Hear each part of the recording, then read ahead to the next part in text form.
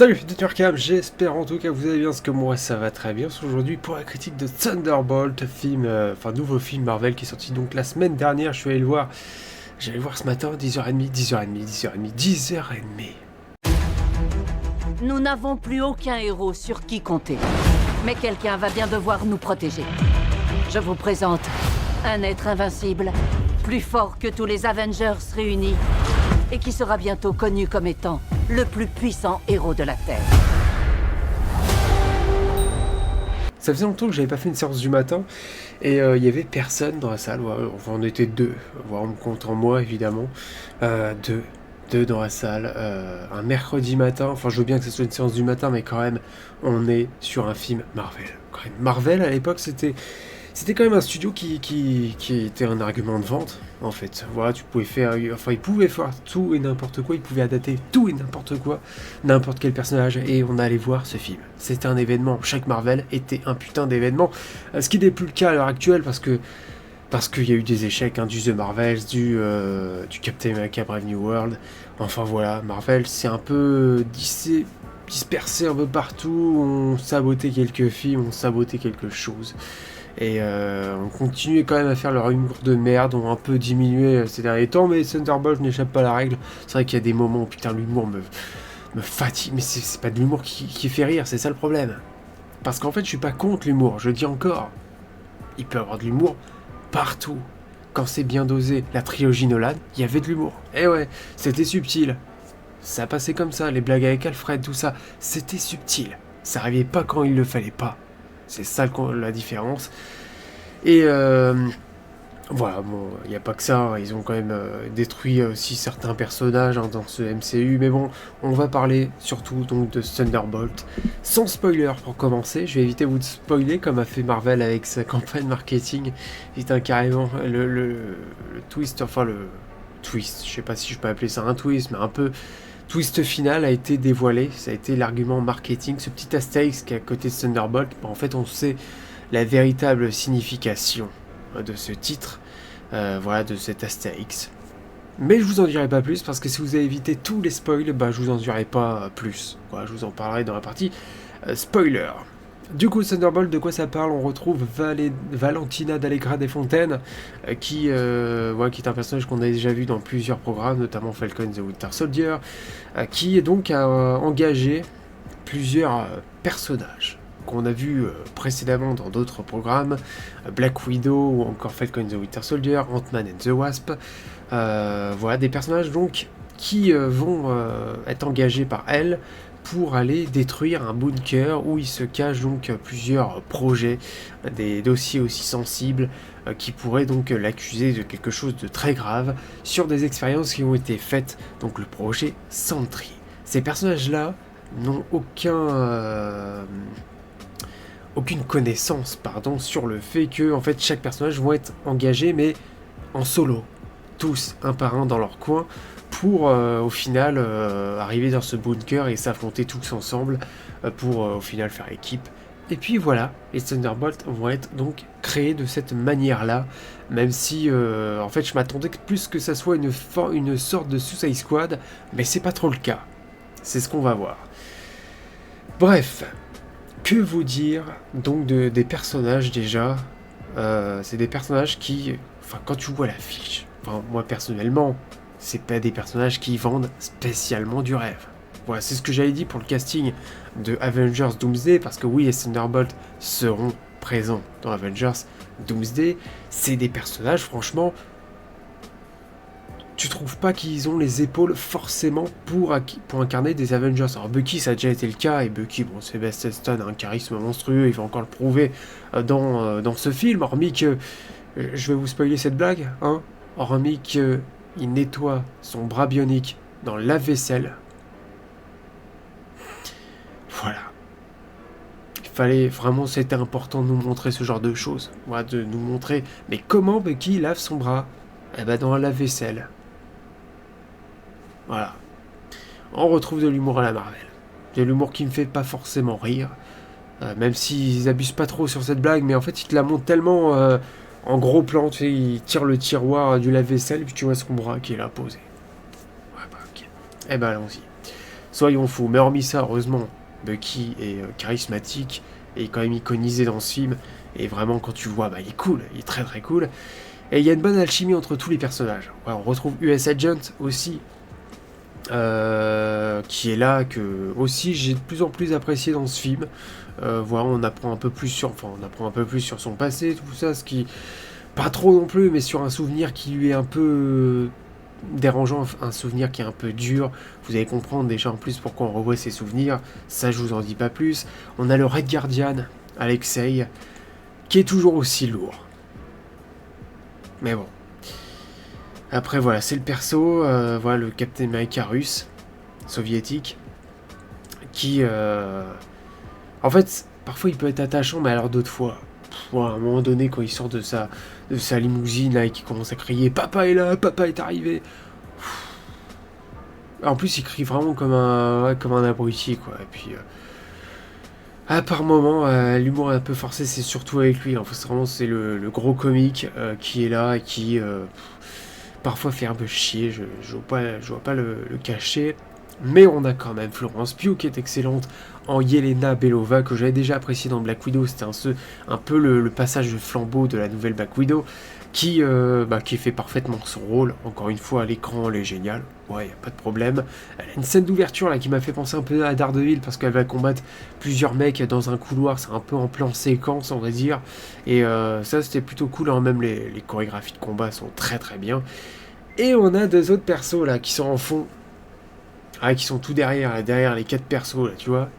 2 persos, on en a rien à foutre. Ghost et Taskmaster, on en a rien à foutre. C'était déjà le cas de Ghost dans Ant-Man and the Wasp. Le Taskmaster, ça a été une insulte des Black Widow, de toute façon. Nous le savons. Et Ghost,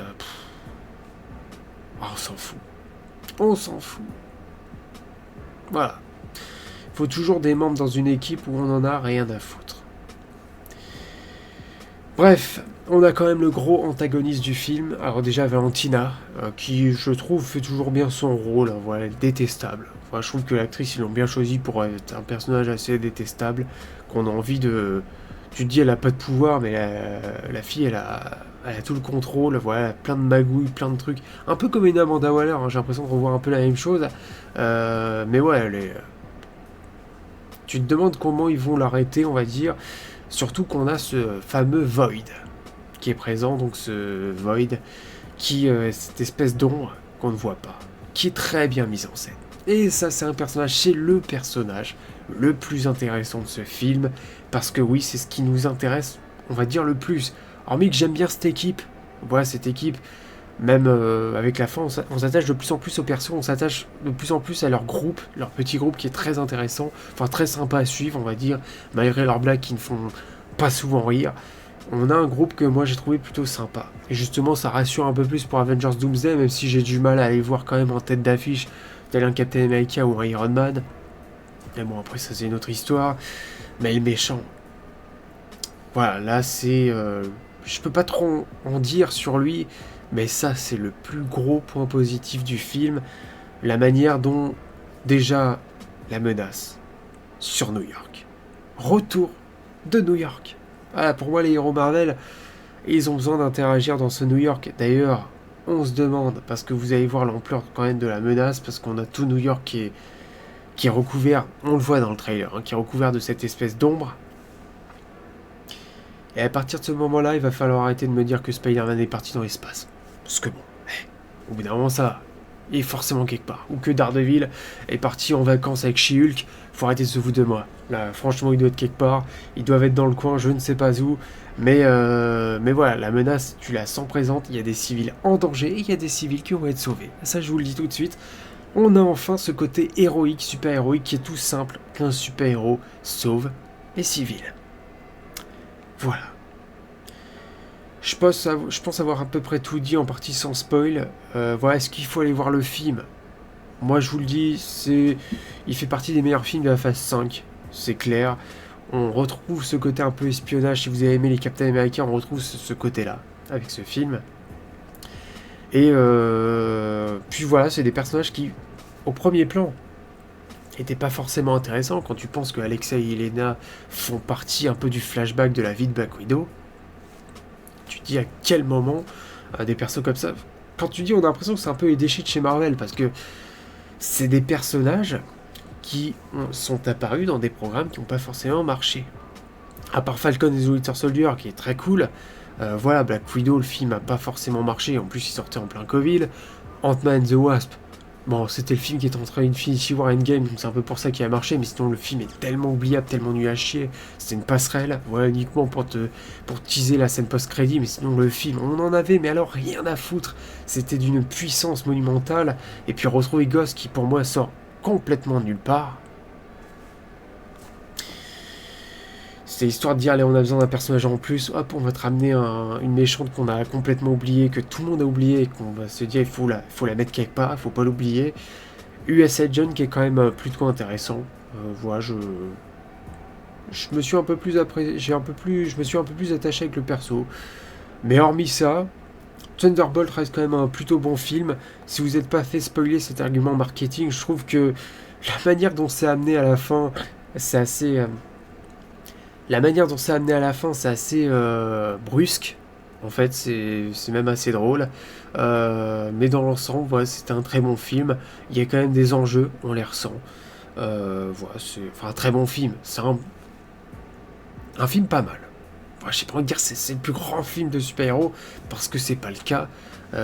Mais hormis le fait que, en fait, ce que j'attendais, c'est de me dire, est-ce que ces personnages-là vont se comporter comme des méchants, comme des anti-héros, comme des héros?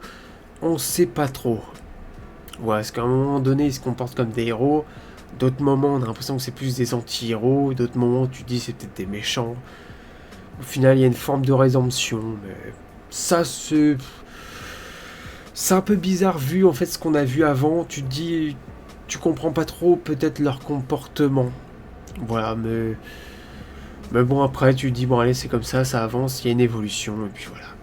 Bref, on va passer tout de suite en partie spoiler. Il y a quand même 2 scènes post-crédit, je préfère vous le dire maintenant. La première, on n'en a rien à foutre. Et la deuxième, c'est pas utile. C'est sympa, juste pour la ref, mais c'est pas utile. Donc franchement, si tu veux te barrer avant le générique, tu peux. Voilà, ça, y a aucun problème, tu peux te barrer. Bref, j'espère que cette vidéo vous a plu. N'hésitez pas à me dire dans les commentaires ce que vous avez pensé de Thunderbolt, en tout cas si vous l'avez vu. Et puis on passe tout de suite en partie spoiler. Thunderbolt! Partie spoiler, donc on va critiquer le film The New Avengers, les nouveaux Avengers. Parce que oui, le film ne s'appelle pas Thunderbolt, et c'est bien pour ça qu'il y a un petit astérix, parce que le vrai titre de ce film est autre que les nouveaux Avengers. Et ça spoil donc la fin du film. Argument marketing, j'ai pas compris. Franchement, je vous le dis tout de suite, j'ai pas compris le fait de dévoiler ça. C'est plutôt... Maintenant, il se cache même plus Marvel, c'est plutôt on a besoin de thunes. Voilà, on a besoin d'argent. Et en plus, le fait que là, ils sont en train de tourner Avengers Doomsday et qu'il y a une loi que Donald Trump a fait là sur le fait que si les films sont tournés à l'étranger, il y a une taxe de 100%. Tu te dis, ah ouais, ah bah ils vont avoir besoin d'argent, ça c'est sûr. Et le film est en train de légèrement bider. Et ouais. Malheureusement, parce que j'ai envie de te dire que ce film-là mérite quand même de plutôt marcher. On retrouve la formule Marvel, ouais, on retrouve la formule MCU, mais avec un côté un peu plus Captain America The Winter Soldier, le côté un peu espionnage. Et je dis ça parce que pour moi Captain America The Winter Soldier c'est un des meilleurs films du MCU, et en fait retrouver ce côté-là avec des enjeux, avec des expériences, enfin avec ce côté un peu secret, voilà, mission secrète, ça c'est ce que j'aime dans le MCU, c'est le côté mission impossible on va dire, et c'est ce qu'on va retrouver. Voilà, le moment où tous les personnages se retrouvent dans le bunker, et en fait ce bunker est sur le point, en fait c'est plutôt un incinérateur, et tout est sur le point de brûler. Tu vois que Valentina en fait a organisé tout son plan, et donc la fin, Valentina en fait a prévu son coup avec les journalistes qui sont derrière, pour dire que voilà les nouveaux Avengers. Fin du film. C'est quand même brutal la fin du film. Ouais, j'ai trouvé ça relativement brutal, mais donc voilà, c'est les nouveaux Avengers. Et on le savait, parce que Avengers Doomsday nous l'a teasé, que les Thunderbolts seront de retour dans Avengers Doomsday. Sauf Taskmaster. C'était déjà spoilé dans le casting, ils le font à chaque fois. Marvel, ils se spoilent, mais tout le temps. Le Taskmaster, par contre, je m'attendais pas à qu'il crève de cette manière-là, et ils l'ont pas respecté déjà dans Black Widow, mais alors là, c'est Ghost qui lui tire une balle. Elle le tue. Pour rappeler, évidemment, je suis une méchante, parce que ça, il faut le rappeler tout le temps. Donc ouais, elle le tue d'une balle dans la tête.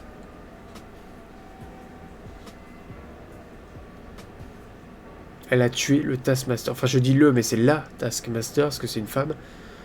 Mais on en avait tellement rien à foutre de ce perso que j'ai aucun sentiment, aucune tristesse en la voyant mourir, parce que j'en ai rien à foutre de ce perso. C'est fou, c'est que quand tu vois les campagnes de com, là je te montre le Taskmaster, et il y a même des affiches sur les bus.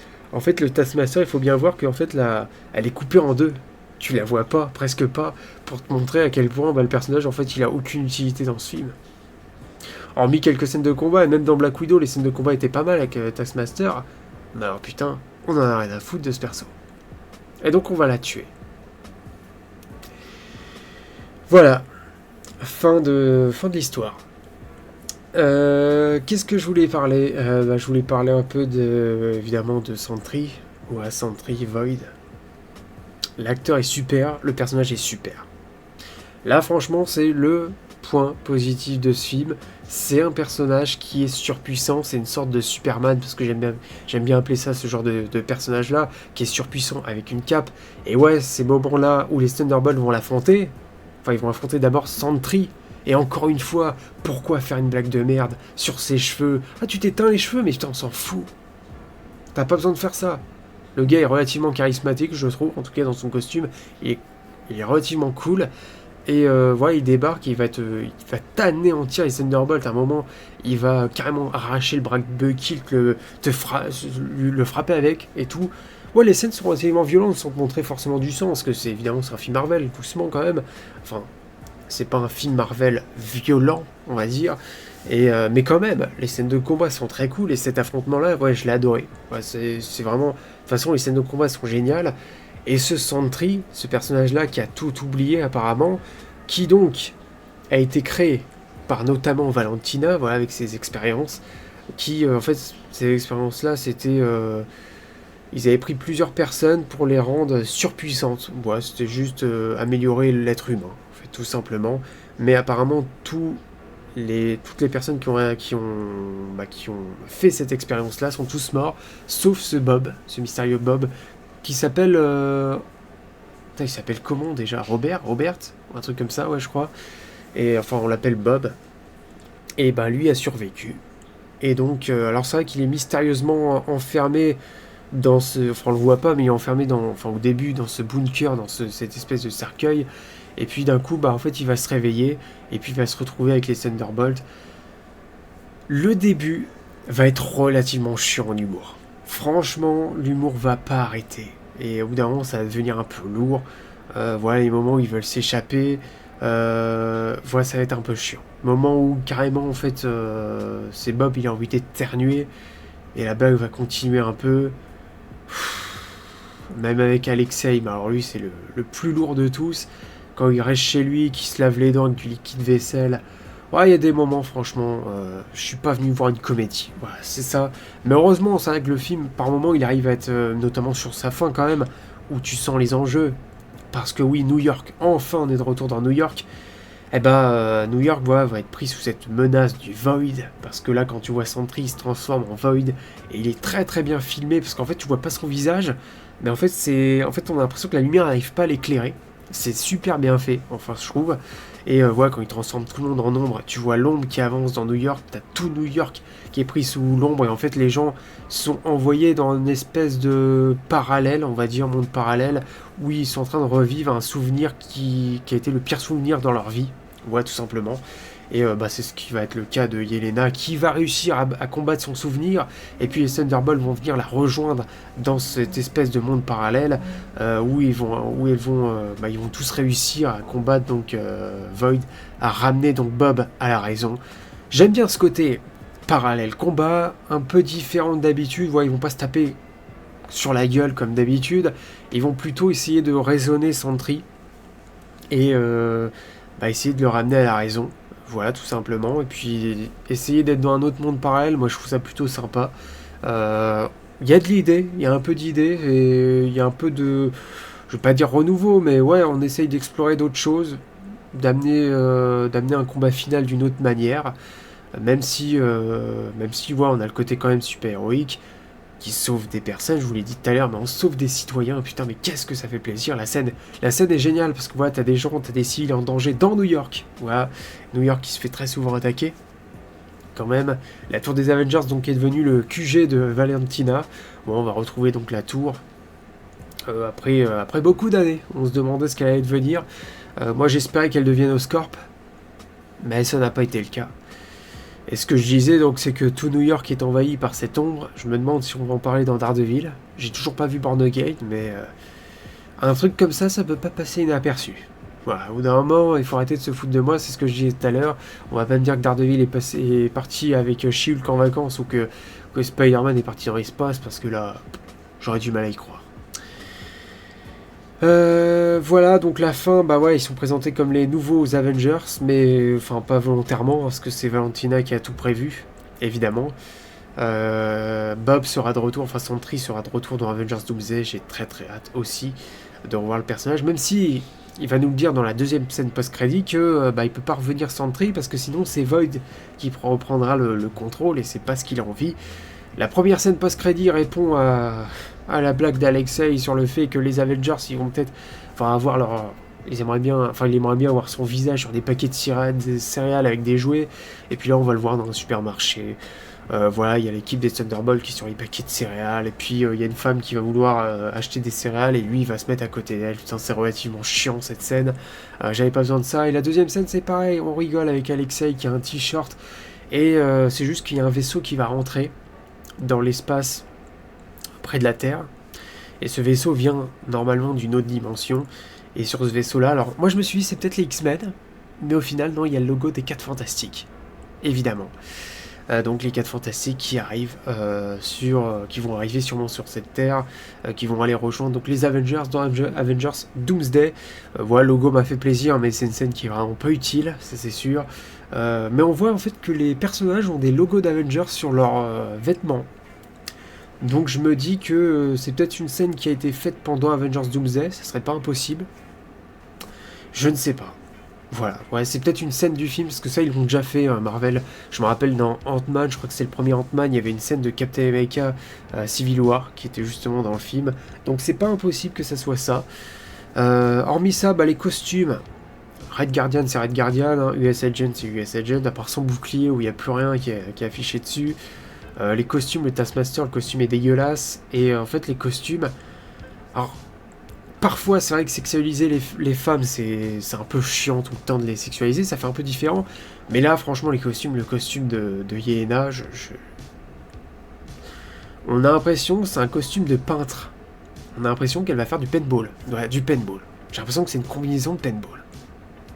Pareil pour Ghost, c'est pareil. Je sais pas, j'ai pas l'impression de voir de costume de super-héros, tu vois, comme Black Widow. Alors c'est vrai que le costume était un peu moulant, ça sexualise un peu, mais bon, c'est une héroïne. Et là, j'ai l'impression qu'elle va faire du paintball. Ils ont du mal avec tout ce qui est masque, tout ce qui est costume en ce moment. Marvel, ça serait bien de garder cette identité que c'est des super-héros, pas des êtres humains. Enfin, c'est pas des civils ordinaires. Voilà, porte des costumes. Je sais pas si ce costume existe dans les comics, mais en tout cas, il est dégueulasse. C'est le truc que j'avais envie de dire. Bucky, c'est... Voilà, Bucky, il est en t-shirt, mais Sebastian Stan est charismatique pendant tout le film. J'aime bien la scène de combat, d'ailleurs, où il va... c'est la course-poursuite, où les Thunderbolts sont dans la limousine donc de Alexei, et Bucky, il va arriver. Il va arriver, ça m'a rappelé The Winter Soldier, parce qu'il utilise la même arme, avec les bombes en disque. C'est génial, cette scène. Très cool, là où il attrape la corde avec son bras, et hop, la limousine, elle se retourne. Ouais, la scène est réussie, de toute façon les scènes de combat sont très cool. Mais voilà, Thunderbolt, dans l'ensemble, a ses défauts. Voilà, je pense que le film sera oubliable avec le temps. Le problème, c'est qu'on nous présente cette équipe comme quoi c'est Thunderbolt, et au final, ça devient les nouveaux Avengers, et j'ai du mal à les voir en Avengers. C'est une équipe qui est un peu, c'est tiré par les cheveux. Hein. Valentina, voilà, qui les a tous réunis involontairement, et normalement, c'était pour qu'ils s'entretuent. Ouais, pour plus qu'on parle d'eux, et que elle a prévu son projet, enfin même si au début elle n'était pas trop au courant que Sentry était en vie, enfin bref. Voilà, c'est pas un mauvais film, c'est le meilleur film, enfin c'est un des meilleurs films de la phase 5, ça c'est sûr, c'est pas le pire film Marvel, j'ai quand même passé un très bon moment devant. Mais voilà, ça reste un plutôt bon film que je vous inviterai quand même à aller voir, parce qu'il est pas si mal comme film. Et puis voilà, je pense avoir à peu près tout dit. N'hésitez pas à me dire dans les commentaires ce que vous avez pensé de Thunderbolt. Et puis likez cette vidéo si elle vous a plu. Abonnez-vous, pourquoi pas. Et puis moi je vous souhaite la bienvenue à l'asile d'Arkham. Allez, salut.